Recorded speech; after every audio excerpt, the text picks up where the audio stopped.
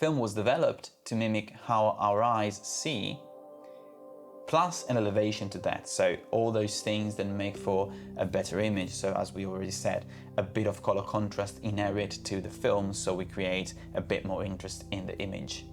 With all this said, with all this established, let's go into some practical examples and see how we can achieve this orange and teal look, this complementary color scheme. And so in this timeline, I prepared 4 clips that, as you can see from the vector scope, already kind of fall into the category of a complementary color scheme, where we have 2 main colors interacting with each other that are sort of opposite to one another. This is a bit more towards a split complementary, right? But still, we are in the realm. The only thing I did thus far is impart a color management. So I have an IDC that brings me from camera color space to working color space. As you can see, this is on for every single clip, so on and so forth for the other. And same thing for my output in my timeline node. You can see it here. Very good. So going back to the clip, nothing going on here. We're gonna do everything from scratch. No show LEDs involved, nothing. We're gonna use just the primaries today. And this is very important. I want to show you that really with just the primaries you can achieve almost every look that you want. This is crucial to understand with color grading. All the secondaries that you have, these are extras if you can't achieve what you need to do with the primaries. But they should be last resort. Reason being, again, if we think about how looks were created up until 15, 20 years ago, it was mostly what we would do today with the primaries. So let's look into how we can do that. So we're gonna have the first node that is gonna be our sort of general correction. So let's go to color CC, color correction. And then we have another node. And this is gonna work on our luminance. Very good. And then we're gonna have another node for our chrominance. And that is mostly it, okay? We shouldn't need to do much more than that to create any sort of look. We're gonna add just one more, but that's not gonna be for the look. This is gonna be the HSL, okay? And this is gonna work more on switching maybe between a complementary color scheme and a split complementary. So if we wanna control a bit like how the colors spread, but this is gonna be more technical and just for me to show how 2 looks could be different to one another depending on how much we compress the color. Let's copy paste the look to the others as well. There we go. And let's go in, let's start. So for this one, I don't think we really need to do any color correction. Honestly, I'm happy with how it looks. Let's pull out the waveform just to see how this looks effectively in terms of like exposure and contrast. And let's go with our luminance. The mids of the color should be in the mids. And another important thing to keep in mind is that if we compress the mids a bit, so we allocate more of the image towards the mids and the shadows, so we pull down the image, we do get a bit more color, a bit more information. So that's what we're gonna do now. And the way I'm gonna do it, I don't really wanna change too much the contrast. Maybe I wanna pop it a bit more, especially the black level. I wanna maybe pull it down a bit more. So let's start maybe by pulling down this just a touch. Something like this could be sort of a beauty commercial, probably something like that. So we might want to go for high-end contrast, so a bit more high contrast. So maybe our highlights can go up until here, something like that. But now that we've established sort of like our black and white range, let's now start to see, okay, where every part of the image should fall in between these 2 boundaries. And thus, let's start actually pulling down the midtones. And you see, as I start pulling it down, how much more detail we get in the skin, how much more color we get in the skin tones. And as we do that though, of course, our blacks are getting crushed. So I do want to bring that up again. And so I want to start doing this stance where I pull down the gamma, pull down, I pull up the lift, and so on and so forth. And keep doing this stance until I'm sort of happy with what I'm looking at. And as I do that, of course, I need to bring back up my gain, and I can keep doing this stance a bit more. And what I'm looking at, for example now, is make sure that basically my skin tone doesn't really go above the 50% line, at least most of it. And I'm also looking for most of my skin tone to really live below my mid-gray, either on mid-gray or below mid-gray, which is this line that you can see here. This is mid-gray for Relog C. And you can see already from here to here how much more contrast we introduced, but mostly how much more detail we introduced in the skin. It is not really compressing the image too much, so if I'm looking at this, I'm not really varying the exposure too much. And effectively you can also see that even though this is my mid-gray, if I'm going on and off, I'm not really changing what's saying on mid-gray, okay? I'm being very respectful of the exposure. I'm changing the contrast more than anything. This doesn't mean that I can't change that, okay? I could decide to go lower or higher in the exposure, but let's maybe iterate on that, okay? So this is working more on the contrast. Let's create a new version for this one. There we go. And let's push it a bit more. So let's see what happens if we make it more moody, okay?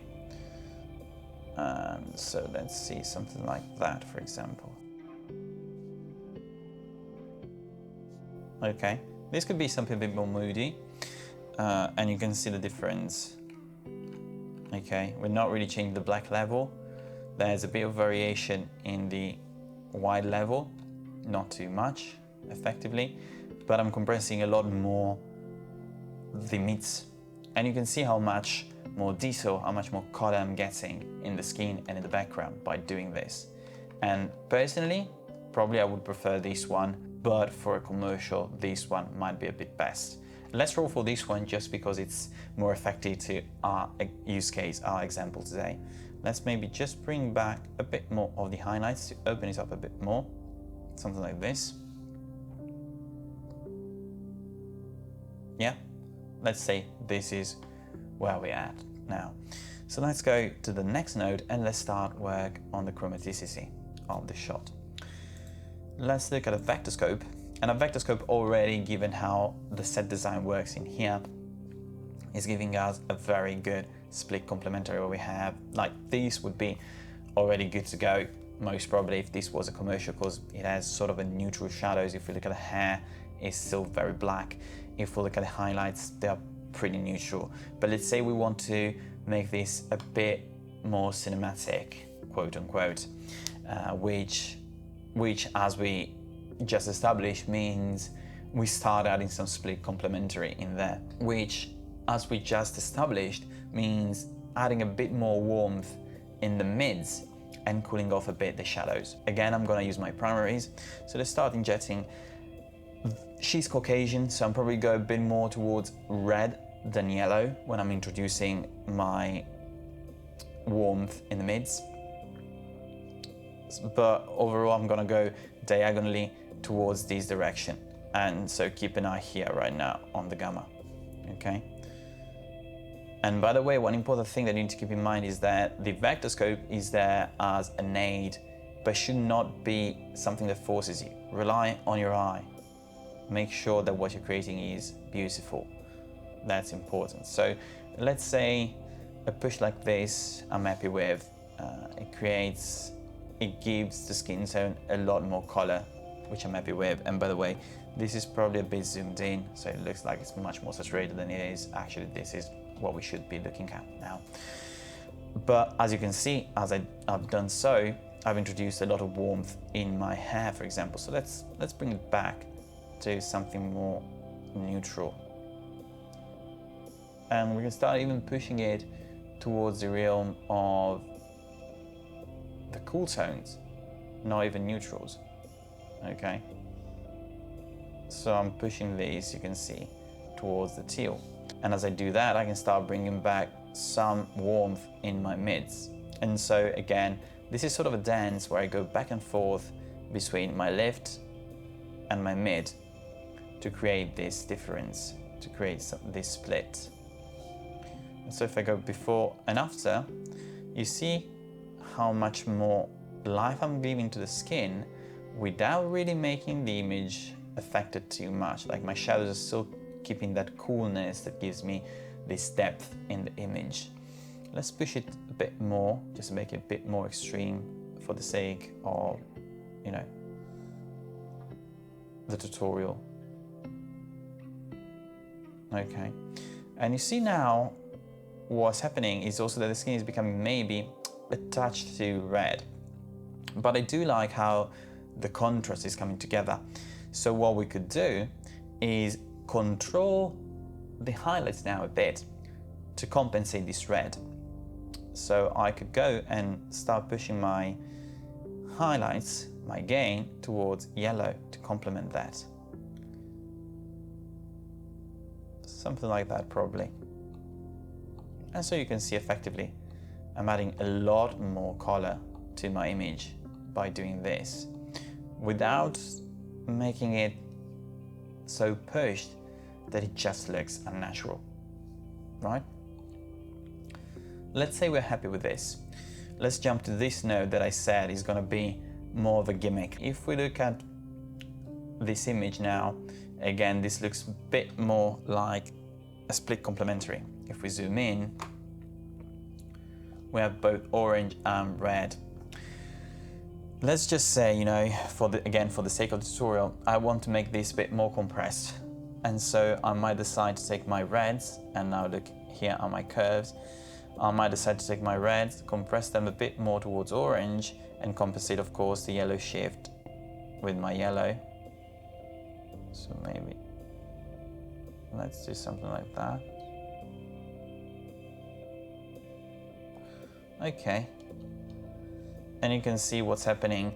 Like, depending on the project, this might be a good course of action. Maybe this is even a bit too much. I can, you know, take it back a notch.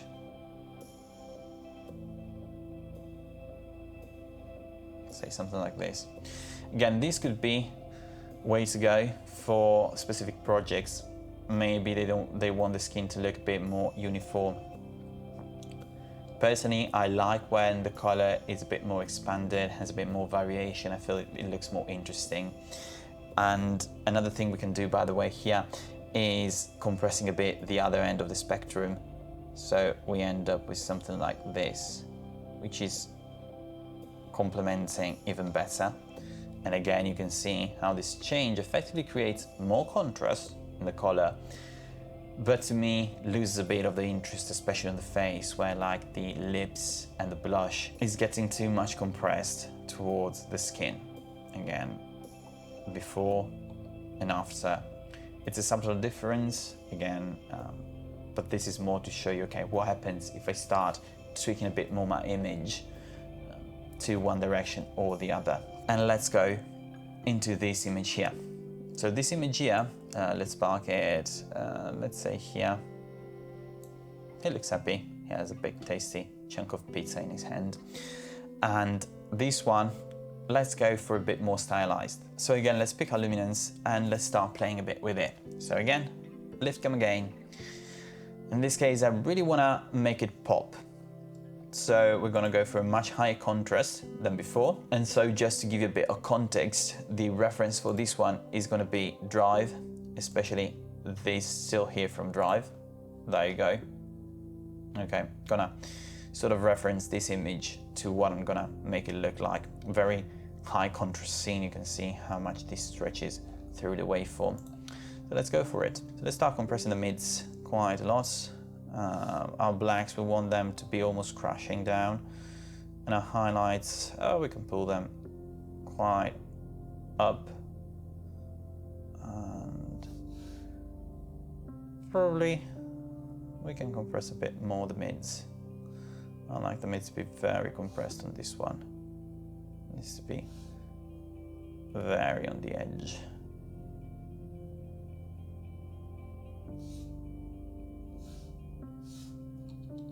Okay, probably something like this I'm happy with to start. And you can see again how much contrast I'm introducing, but especially how much detail I'm preserving in the skin by making sure that most of the skin lives around middle gray or below it. So let's now go with our provenance. And again, this is going to be more pushed. If we look at the vector scope here, well, this image probably needs some CC in terms of like color balance. It looks like it's slightly yellow, so we could go with our offset here and slightly pull it towards magenta and down. Something like this already looks much more neutral. If I'm looking like at the background, this now looks proper grey compared to what it was before. So yeah, I'm happy with it as a start, as a baseline. So let's go back here and let's start. Well, Drive has really a lot of cyan in the shadows. So let's start introducing that. It's gonna be probably something like this as my base. And so let's now work to bring back our skin tones, which they look kind of pinkish in Drive, sort of here. But then the highlights are very yellowish. So let's start bringing in that yellow tone in the highlights. And as we do bring back the warmth, you can see how much we are taking off from the shadows. So we need to go back in with the shadows. And basically we're gonna do this dance quite a lot now. We're gonna start pushing and pulling.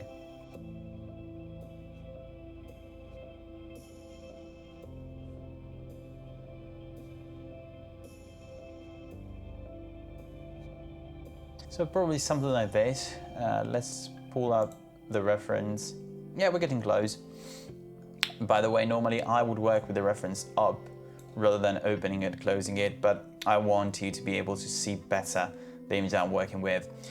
So, you know, I'm going with this back and forth, but if I want a bit of a tighter match, like I'm looking at the hairs, they look proper. Looking at the skin, it looks kind of okay. Maybe it is a bit more saturated in here. My highlights here are looking at maybe a bit too saturated in this case. So I might want to go back a bit with my highlights here and then work backwards here.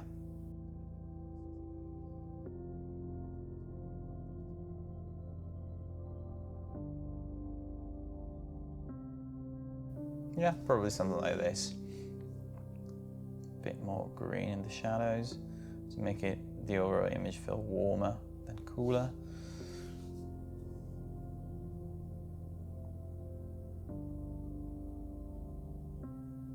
And there we go. If I'm looking at the skin tone, it's sort of there, the fall off is sort of there. So you see, I've obtained this look. The base of this look at least, we just lift gamma gain. If we go before and after, okay, given of course my color correction, that was simply, you know, taking a bit of the yellowish away from here. We're sort of there. Then of course in this one there's some secondary work done in the reds, for example, so I would probably need to key here to work on that. And by the way, I'm just looking at this, just need a bit more green in the highlights. A bit more of this there. There we go, I like it much better now. Okay, but yeah, you can see how much I can do with just lift gamma gain, and that's a very important lesson. This is something that when I'm talking with new colorists, I'm telling them a lot. Until you've mastered your lift gamma gain work, you shouldn't really go into secondaries, because yeah, you have this amazing suite, this amazing set of tools that you can use. But the point is, the core of any good grade will come from here. If you look at how any pro colorists work, talking about Company 3, Mark Osborne, Nurali Kushov, all these people, lift gamma gain is where they achieve most of their look. Then the secondaries are more of a last resort if you need to do something very specific, or stylized like relighting. But really, believe me, if you start doing a lot of secondaries before you master lift gamma gain, it'll just be damaging your learning process as a colorist. Because you might say, okay, you know, this looks like everything is kinda warmish, yada yada yada, but then I have the skin that looks sort of pinkish. At the very beginning, you might be tempted even to just qualify this part of the skin and say, you know what, let's simply take this and like make it a bit more pinkish. But what happens is when you have a project that has even just 100 shots, so probably a very short commercial, pulling 100 keys, I can guarantee you at least one will fail you and end up saying, okay, I can't do this because I don't know how. But the fact is, most probably you don't need that key. One final example here, this one. This is ice and a beverage being paired on top of it. And already we have sort of a split complementary. So how we elevate this, we push it. This is definitely commercial, so we want to push it quite a lot. As far as CC is concerned, I'm happy with it. So let's go on the waveform, and again, let's start bringing more of the image low. We want to probably keep it more open in this case, just because you can see like it's ice, it's meant to be very bright probably, but let's see what we can do. Let's start pushing this down and lift up, because it's like everything is sort of transparent, so making the blacks too low would probably look a bit weird.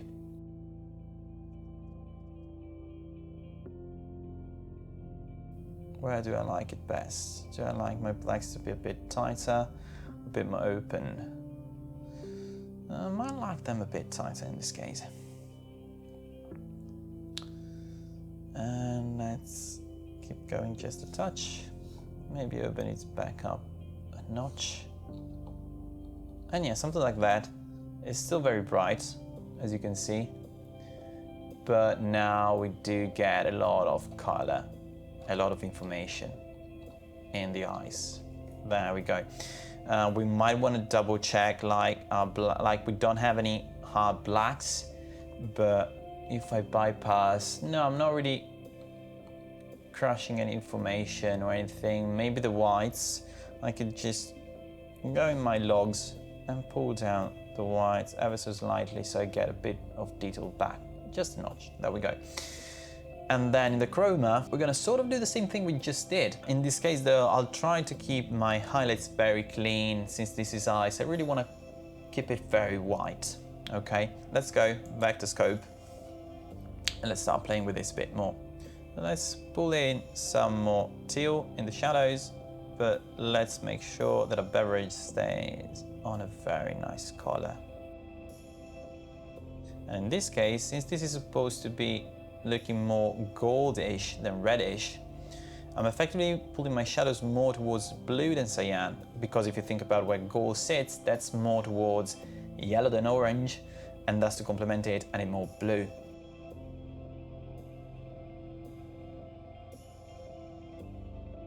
And now though, I want to clean up my whites a bit, because again, I want this to look very frosty, and having the highlights a bit more cooled off will definitely make it look more frosty. You see how I'm cleaning up the whites. I'm injecting just a touch more saturation in the ice. We don't want too much because ice is still supposed to look transparent, right? So if you add too much color in there, it's gonna look weird. But then we're really making this pop. Okay. And again, we can go before and after, Rec 709 to our final image. You can see how big of a difference we've done. We just lift gamma gain. And you can see in this case, since we don't have skin tones involved, we can effectively go a bit off the schemes, okay? So we can go a bit more towards yellow rather than orange. So the biggest takeaways you need to get from this video is Origin Teal is no different to any other complementary color scheme. It's just that we have skin tones involved, and thus you do need the orange, and thus you're stuck with basically teal to complement it. How much you complement it depends on the project, of course. Some projects will need to be a bit less saturated, a bit more saturated. Depends on what you want to do. But that said, all these can be achieved with lift gamma gain if used properly. Well, that's a wrap on this video. I hope you enjoyed it, and if you did, please consider leaving a like and a comment telling me what you'd like to see next. I'll see you soon. Thank you for watching.